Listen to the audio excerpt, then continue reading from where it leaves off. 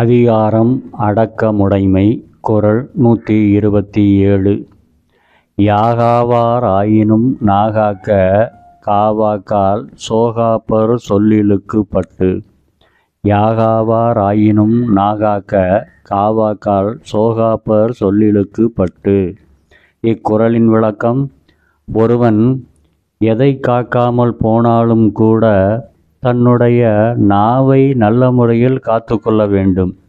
ஒருவன் எதை காக்காமல் போனாலும் கூட தன்னுடைய நாவை நல்ல முறையில் காத்து கொள்ள வேண்டும்.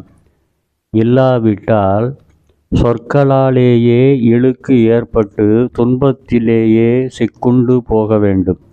சொற்களாலேயே இழுக்கு ஏற்பட்டு துன்பத்திலேயே சிக்குண்டு போக வேண்டும் என்று நாவை அடக்கமாக வைக்க வேண்டியதன் அவசியத்தை விளக்குகிறார் ஆசான் திருவள்ளுவர்.